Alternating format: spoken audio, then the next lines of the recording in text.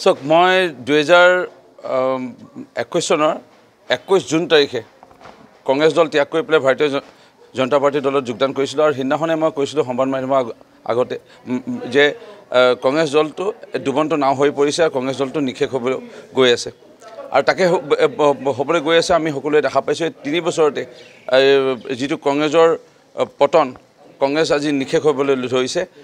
ইয়াৰ কাৰণটোৱে হ'ল গান্ধী পৰিয়াল, নেহৰু পৰিয়াল আৰু তেওঁলোকে নিজৰ মাজতে অকল ৰাখিব বিচাৰিলে। গান্ধী পৰিয়ালে নিজৰ মাজতে ৰাখিব বিচাৰিলে প্ৰধানমন্ত্ৰী বা কংগ্ৰেছৰ সভাপতি পদটো আৰু নেহৰু পৰিয়াল, গান্ধী পৰিয়াল। পুনৰ মই ক'ব বিচাৰিছোঁ এই পৰিয়ালকেন্দ্ৰিক যিটো ৰাজনীতি অসমতো ঠিক তেনেকৈ ৰাজনীতি হ'ল আৰু ইয়াৰ লগতে পদবীবোৰ তেওঁলোকে ৰাখিব লাগে। মানে মই সৰ্বসাধাৰণৰ পৰা মই এতিয়া গান এটাৰ লগত এই কংগ্ৰেছৰ এই কথাটোৰ এই কৰ্মকাণ্ডবোৰ অলপ খাপ খাইছে। মই এই গানটো যোনটো ৰিলত বাজি থাকে সেই গানটোৱে এতিয়া খাপ খাইছে।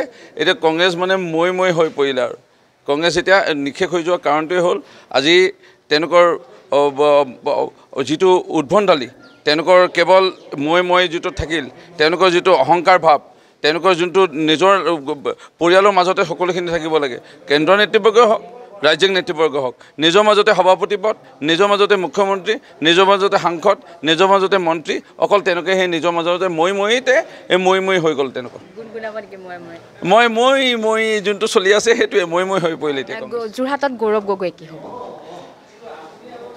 এটা আংশিক চ' কল ইণ্টেলেকচুৱেল, চ' কল বুদ্ধিজীৱীয়ে মহলে এটা প্ৰচাৰ চলাব বিচাৰিছিল আৰু একাংশ মানে সাংবাদিক গোষ্ঠীও এই গৌৰৱ গগৈক সমৰ্থন কৰিবলৈ চেষ্টা কৰিছিল। এটা অপপ্ৰয়াস আৰু যিসকল পডকাষ্টৰ লগত জড়িত হৈ আছিল, ইউটিউবাৰ, এছাম সামাজিক মাধ্যমৰ লগত জড়িত লোকসকলে তেওঁলোক চ' কল ইণ্টেলেকচুৱেল, চ' কল তেওঁলোক বহুত বুদ্ধিজীৱী, বহুত জ্ঞানী। তেওঁলোক সেই জ্ঞানীসকলে লোকসকলে ভাবি আছিলে যে গৌৰৱ গগৈক অকণমান মানে তেওঁক সমৰ্থন কৰি পেলাই আগুৱাই লৈ যাওঁ, কিন্তু সেয়া বিফল হ'ল।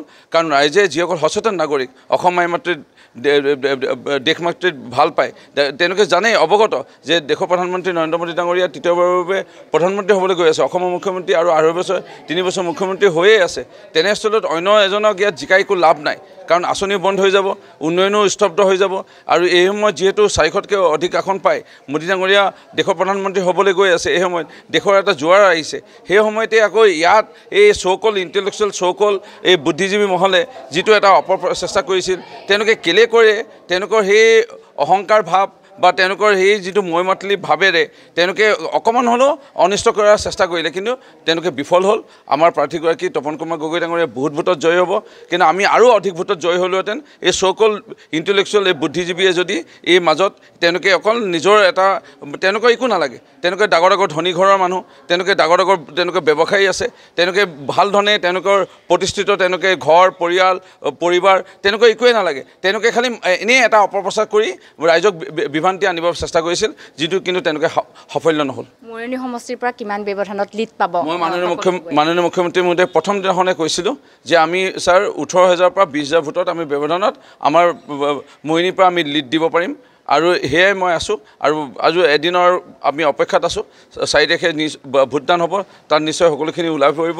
মোৰ বিশ্বাস আমি 18,000-20,000তকৈ অধিক ভোটত মৰিয়নি সমষ্টিৰ পৰা আমাৰ প্ৰাৰ্থীগৰাকীক আমি ভোট দিব পাৰিম।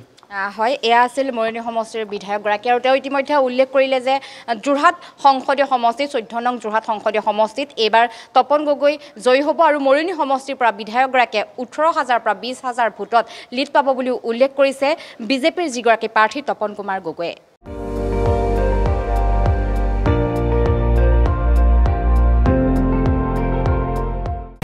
আপুনি চাই আছে ND24, সৰ্বশ্ৰেষ্ঠ নহয় সৰ্বোত্তমৰ দৌৰ।